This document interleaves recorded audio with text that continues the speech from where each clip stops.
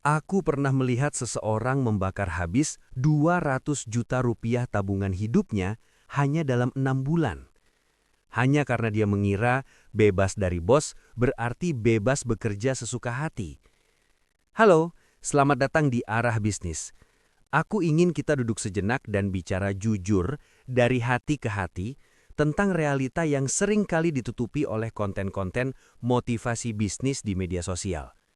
Cerita tadi bukan fiktif.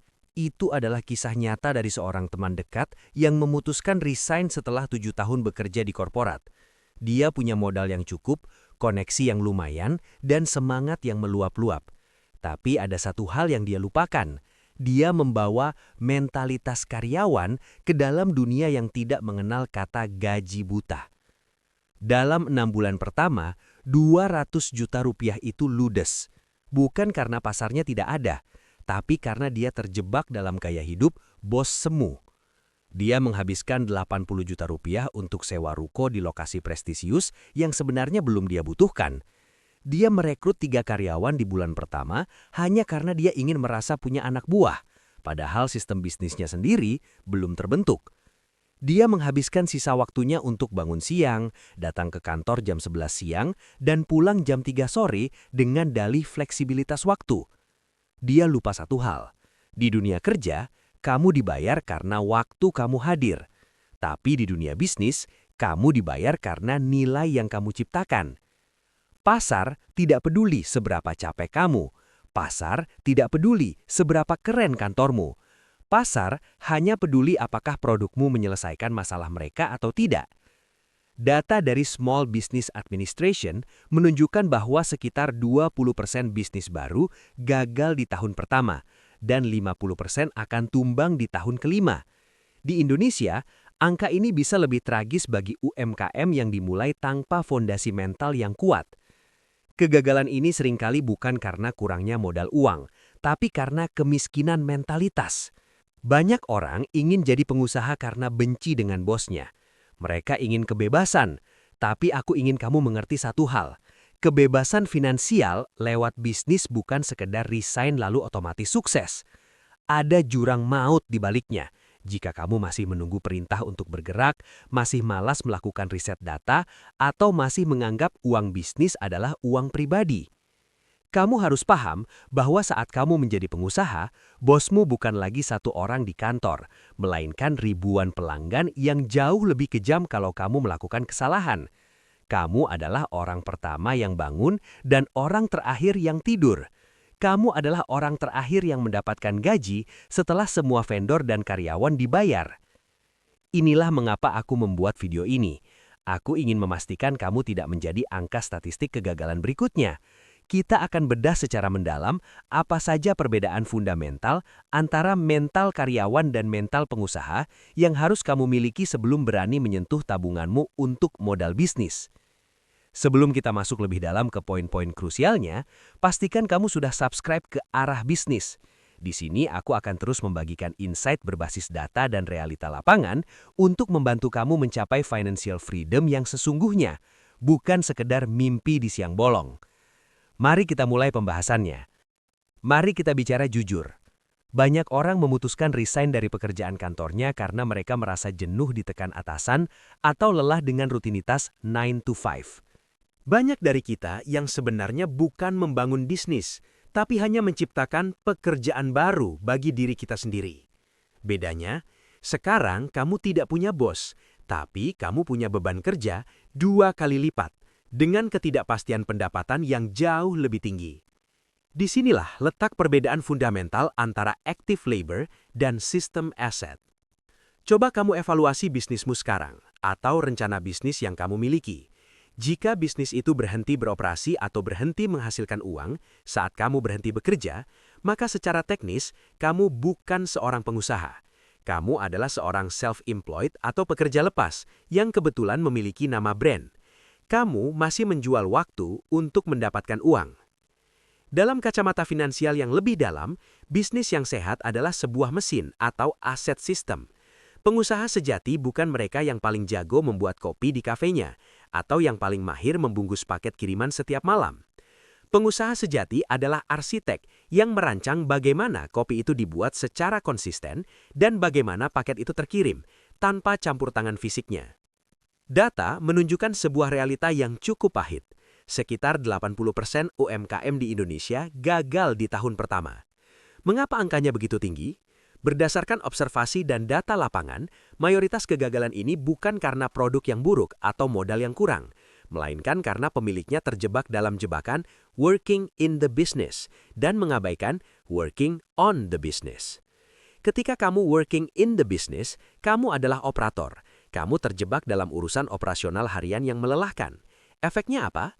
Kamu tidak punya waktu dan energi mental untuk memikirkan strategi besar, ekspansi, atau inovasi. Kamu terlalu sibuk memadamkan api kecil setiap hari, sampai akhirnya kamu mengalami burnout. Sebaliknya, working on the business berarti kamu memposisikan diri di luar lingkaran operasional. Kamu fokus membangun SOP, mengelola arus kas, riset pasar, dan membangun tim yang kompeten. Kamu membangun sistem yang bisa berjalan meski kamu sedang tidur atau sedang berlibur. Inilah yang membedakan bisnis yang bisa bertahan puluhan tahun dengan bisnis yang tutup setelah pemiliknya jatuh sakit. Bayangkan skenario ini, kamu membuka toko baju. Jika setiap pelanggan harus dilayani oleh kamu agar mereka mau membeli, itu artinya bisnismu memiliki scalability atau daya ungkit nol besar. Kamu hanya bisa melayani maksimal 20 orang sehari. Pendapatanmu mentok di sana. Tapi, jika kamu membangun sistem di mana stafmu bisa melayani pelanggan dengan standar yang sama baiknya denganmu, dan kamu fokus mencari supplier yang lebih murah atau kanal pemasaran yang lebih luas, maka potensi pendapatanmu menjadi tidak terbatas. Itulah mengapa mentalitas karyawan yang terbiasa menunggu instruksi harus dibuang jauh-jauh.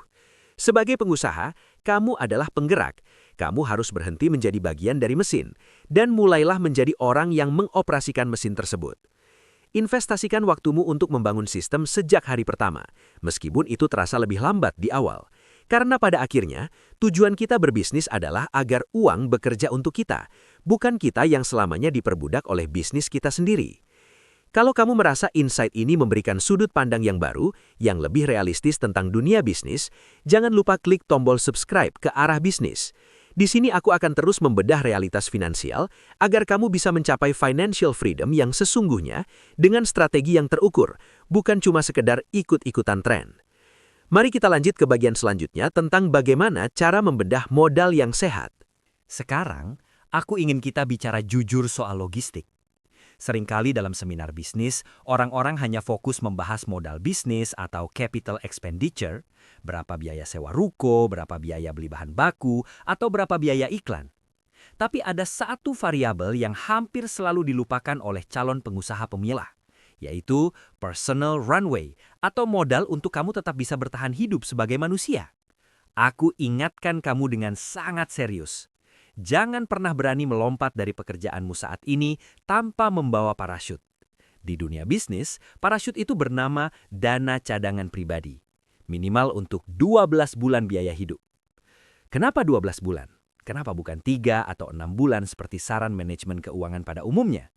Karena dalam bisnis, optimisme adalah racun jika tidak dibarengi dengan kalkulasi risiko. Di tahun pertama, kemungkinan besar bisnismu belum akan memberikan keuntungan bersih yang stabil. Bahkan, seringkali kamu harus memutar kembali semua pendapatan ke dalam operasional. Jika kamu tidak punya simpanan pribadi, kamu akan terjebak dalam posisi yang sangat berbahaya. Mari, kita lihat simulasinya secara konkret supaya kamu punya gambaran yang jelas. Katakanlah saat ini total pengeluaran bulanan kamu mulai dari makan, biaya kos atau cicilan, transportasi, sampai asuransi adalah 5 juta per bulan. Ini adalah angka bertahan hidup kamu. Logikanya sederhana. Jangan pernah berpikir untuk berhenti kerja atau full time di bisnis sebelum kamu punya minimal 60 juta di tabungan darurat pribadimu. Angka 60 juta ini adalah harga untuk ketenangan pikiranmu selama 1 tahun penuh. Kenapa angka ini sangat krusial? Karena tanpa personal runway yang kuat, setiap keputusan bisnismu akan didikte oleh rasa lapar, bukan oleh strategi. Bayangkan situasinya. Bisnismu baru berjalan 4 bulan, stok barang masih menumpuk, dan kamu butuh uang untuk bayar listrik rumah bulan depan. Karena kamu butuh uang cepat untuk makan, kamu akhirnya terpaksa menjual produkmu dengan diskon besar-besaran yang merusak brand image, atau kamu mengambil proyek dari klien yang sebenarnya toksik dan merugikan hanya demi uang receh untuk bertahan hidup. Dalam kondisi terdesak secara finansial, otak kita akan beralih ke mode survival. Secara neurologis, ketika kamu stres memikirkan cara membayar tagihan besok pagi, bagian otak yang bertanggung jawab untuk kreativitas dan perencanaan jangka panjang akan mati. Kamu tidak akan bisa berpikir jernih tentang bagaimana cara melakukan ekspansi bisnis kalau perutmu keroncongan. Kamu butuh jarak aman. Dengan adanya dana 60 juta tadi, kamu punya kemewahan untuk berkata tidak pada peluang yang buruk. Kamu punya nafas untuk melakukan riset dan pengembangan produk tanpa merasa dikejar-kejar oleh penagih utang. Kamu bisa tetap tenang saat penjualan bulan ini sedang turun, karena kamu tahu dapurmu tetap akan mengepul sampai tahun depan.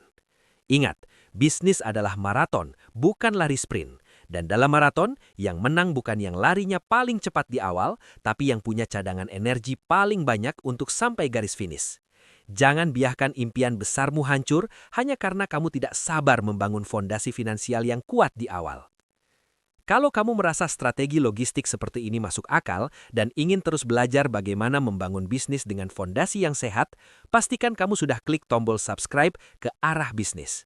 Aku akan terus membagikan data dan realita yang mungkin tidak kamu dengar di motivasi bisnis lainnya, agar kamu bisa mencapai financial freedom yang sesungguhnya dengan langkah yang terukur. Sekarang, mari kita bedah lebih dalam mengenai perbedaan antara modal kerja dan modal hidup di bagian selanjutnya. Langkah kedua yang harus kamu pahami kalau mau beralih dari mental karyawan ke mental pengusaha adalah membangun otak dari bisnis itu sendiri. Di dunia profesional, aku menyebutnya SOP atau Standard Operating Procedure. Tanpa SOP, kamu bukan sedang membangun bisnis, tapi kamu sedang menciptakan pekerjaan baru untuk diri kamu sendiri, di mana kamu adalah bosnya sekaligus budaknya. Aku mau berbagi sedikit pengalaman saat aku pertama kali membangun sistem. Awalnya, aku merasa kalau aku adalah orang yang paling kompeten melakukan segalanya. Kalau aku yang balas DM, closing rate-nya pasti 90%. Atau kalau aku yang packing, barangnya pasti aman dan rapi. Hasilnya, aku kerja 16 jam sehari, stres, dan bisnisku stagnan. Kenapa? Karena kapasitas bisnisku terbatas pada kapasitas fisik dan waktu aku sendiri. Disinilah pentingnya delegasi. Tapi ingat, delegasi tanpa prosedur itu namanya bunuh diri. Kamu harus memindahkan standar kualitas yang ada di kepala kamu ke dalam dokumen tertulis yang bisa dimengerti oleh orang lain, bahkan oleh orang yang baru bergabung di hari pertama.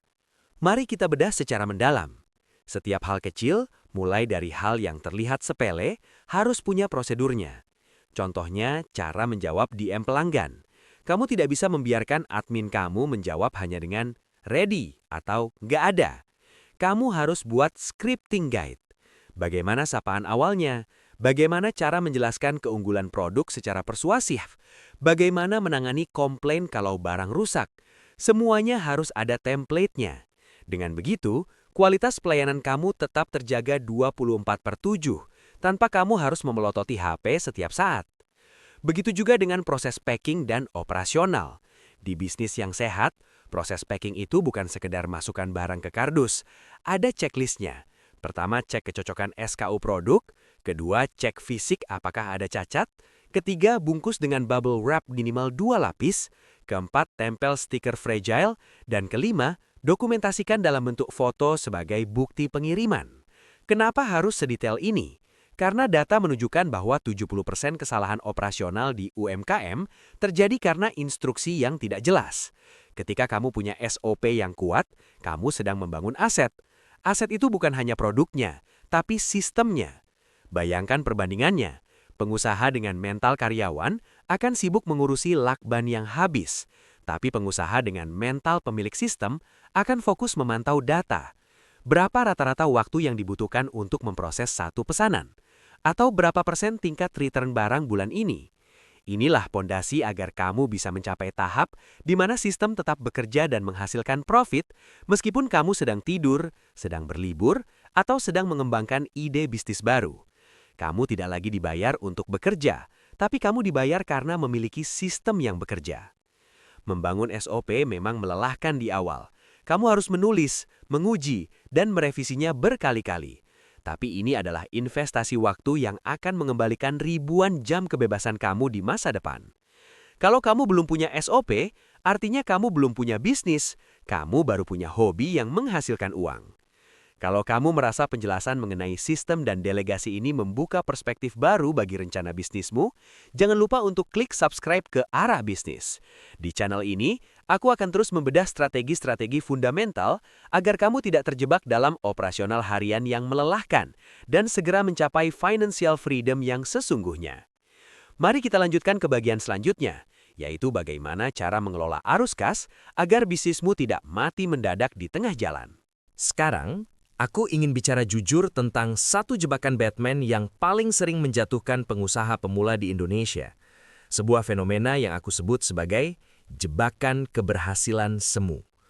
Banyak orang ketika bisnisnya baru saja mulai menghasilkan profit bersih 20 atau 50 juta sebulan, hal pertama yang mereka pikirkan adalah ganti gadget terbaru, cicil mobil kelas menengah, atau mulai pamer gaya hidup di media sosial. Ini adalah tanda paling nyata kalau kamu sebenarnya masih punya mental karyawan. Kamu menganggap keuntungan bisnis adalah gaji atau bonus yang boleh dihabiskan untuk konsumsi pribadi. Dalam dunia entrepreneurship yang sesungguhnya, bisnis kamu adalah sebuah mesin, dan mesin tidak akan bisa jalan kalau bahan bakarnya kamu sedot terus untuk kepentingan di luar mesin itu sendiri. Disinilah aku ingin memperkenalkan sebuah konsep yang aku sebut sebagai The Growth Engine, atau aturan 20%. Secara matematis, kamu harus punya disiplin baja untuk mengalokasikan minimal 20% dari keuntungan bersih bisnismu setiap bulannya untuk diinvestasikan kembali ke dalam sistem. Ingat, ini bukan uang untuk operasional harian, melainkan modal untuk skalabilitas. Mengapa harus 20%? Karena angka ini adalah titik keseimbangan antara menjaga arus kas tetap aman dan memastikan bisnis tidak jalan di tempat. Mari kita bedah secara detail kemana uang 20% ini harus dialokasikan. Pertama adalah otomasi dan teknologi. Kalau selama ini kamu masih melakukan pembukuan manual atau menjawab chat pelanggan satu persatu sampai begadang, itu tandanya bisnismu belum punya sistem. Gunakan 20% keuntungan tadi untuk berlangganan software CRM, sistem POS yang lebih advance, atau AI automation. Tujuannya satu, memisahkan waktu kamu dari operasional bisnis. Kedua adalah SDM berkualitas. Seringkali pengusaha takut merekrut orang yang lebih pintar dari mereka karena biayanya mahal. Tapi coba pikirkan ini. Kalau kamu terus mempekerjakan staf dengan gaji UMR yang butuh disuapi terus-menerus, kamu tidak sedang membangun bisnis, kamu sedang membangun taman kanak-kanak. Gunakan dana growth engine tadi untuk membayar tenaga ahli, mungkin seorang manajer operasional atau konsultan pemasaran yang bisa membawa bisnismu dari omzet 100 juta ke 1 miliar. Kamu tidak membayar gaji mereka, kamu sedang membeli kecepatan dan keahlian yang tidak kamu miliki. Aku tahu, menunda kenyamanan itu berat. Melihat teman-teman seangkatanmu sudah pamer liburan ke luar negeri sementara kamu masih berkutat mengupgrade sistem gudang, itu butuh mental yang kuat. Tapi percayalah, bisnis yang sehat adalah bisnis yang memakan kembali sebagian keuntungannya agar bisa tumbuh lebih besar. Jika kamu konsisten melakukan ini selama 2-3 tahun pertama, aset bisnismu akan berlipat ganda. Sementara mereka yang terjebak gaya hidup akan mulai pusing saat ada kompetitor baru yang lebih efisien masuk ke pasar. Jangan biarkan ego menghancurkan potensi bisnismu menjadi raksasa. Fokus pada angka, bukan pada apa yang orang lain pikirkan tentangmu. Kalau kamu merasa strategi reinvestasi 20% ini masuk akal dan ingin terus belajar bagaimana cara mengelola keuangan bisnis secara profesional agar bisa mencapai financial freedom yang nyata, pastikan kamu sudah klik tombol subscribe di Arah Bisnis. Karena di bagian selanjutnya, kita akan membahas satu hal yang sering dianggap remeh, tapi bisa jadi bom waktu bagi bisnismu, yaitu bagaimana memisahkan identitas dirimu dari identitas bisnismu agar kamu tidak hancur saat bisnis sedang dalam tekanan. Mari kita lanjut. Nah, di titik ini, aku ingin kamu melihat realita yang sebenarnya. Kita seringkali melihat pengusaha sukses di media sosial. Mereka yang tampaknya punya waktu luang tak terbatas, liburan kapan saja, dan hidup dalam kemewahan. Tapi, itu adalah the aftermath, hasil akhir yang seringkali menipu. Realitas baru yang akan kamu hadapi saat terjun ke dunia bisnis bukan tentang melarikan diri dari jam kerja 9 to 5. Justru, kamu mungkin akan bekerja 24/7, setidaknya di beberapa tahun pertama. Perbedaan mendasarnya bukan pada berapa lama kamu bekerja, tapi pada untuk apa kamu bekerja. Banyak orang ingin berbisnis karena benci disuruh-suruh bos atau lelah dengan rutinitas kantor. Tapi kalau alasanmu hanya itu, kamu sedang melakukan kesalahan besar. Itu namanya escape mentality. Jika kamu masuk ke dunia bisnis dengan mentalitas mencari aman, kamu akan hancur saat menghadapi volatilitas pasar. Ingat, di bisnis tidak ada gaji buta di tanggal 25. Tidak ada jaminan bahwa kerja kerasmu selama 16 jam sehari akan menghasilkan profit di akhir bulan. Kadang, setelah semua biaya operasional, gaji karyawan dan pajak dibayar, angka di rekeningmu justru minus. Aku ingin kamu merenung sejenak. Apakah kamu siap menjadi arsitek sistem, atau kamu sebenarnya hanya ingin menjadi buruh bagi dirimu sendiri? Ini adalah jebakan yang dialami banyak pengusaha UMKM kita. Mereka merasa sudah berbisnis, padahal sebenarnya mereka hanya membeli pekerjaan baru. Jika bisnis kamu tidak bisa berjalan tanpa kehadiranmu selama 30 hari saja, maka kamu belum punya bisnis. Kamu punya pekerjaan dengan risiko yang jauh lebih tinggi daripada karyawan biasa. Kamu adalah baristanya, kamu adalah kasirnya, dan kamu juga yang membersihkan lantainya. Kamu terjebak dalam operasional dan lupa membangun sistem. Seorang pengusaha dengan mentalitas yang benar paham bahwa tujuannya adalah membangun aset. Aset adalah sesuatu yang bekerja untukmu bahkan saat kamu sedang tidur. Secara data, 20% bisnis gagal di tahun pertama dan 50% gagal di tahun kelima. Mengapa? Karena mayoritas founder gagal bertransformasi dari pekerja menjadi pemilik sistem. Mereka tidak memikirkan skalabilitas, mereka tidak membangun SOP, dan mereka tidak mengelola arus kas dengan rasio yang sehat. Jika kamu masih mencari kepastian gaji setiap bulan, atau jika kamu merasa hak kamu lebih penting daripada kewajiban bisnismu terhadap pelanggan, maka mungkin saat ini bisnis bukan untukmu. Dan itu tidak apa-apa. Dunia butuh profesional yang hebat. Namun, jika kamu siap menukar kenyamanan jangka pendek dengan kebebasan jangka panjang, jika kamu siap melihat angka di laporan keuanganmu bergejolak, tapi tetap tenang karena kamu punya strategi, dan jika kamu siap belajar tentang manajemen risiko, efisiensi pajak, dan struktur modal, maka selamat datang di dunia yang sebenarnya. Bisnis adalah tentang membangun sebuah mesin yang bisa memproduksi nilai secara konsisten. Ini adalah perjalanan untuk berhenti menjual waktu dan mulai menjual solusi melalui sistem. Kamu tidak lagi bekerja untuk uang, kamu bekerja untuk membangun sesuatu yang lebih besar dari dirimu sendiri. Ini adalah akhir dari surat terbuka ini, tapi ini adalah awal dari perjalananmu yang sesungguhnya. Kalau kamu merasa informasi ini membuka perspektif baru dan ingin terus belajar bagaimana membangun bisnis yang sehat secara finansial agar bisa mencapai financial freedom yang nyata, pastikan kamu sudah klik tombol subscribe di Arah Bisnis. Kita akan terus bedah strategi bisnis dan manajemen keuangan yang tidak diajarkan di sekolah, agar kamu tidak sekedar jadi pengusaha yang sibuk, tapi jadi pengusaha yang cerdas secara finansial. Aku tunggu kamu di video berikutnya. Mari kita bangun arah bisnismu dengan data, bukan sekedar doa.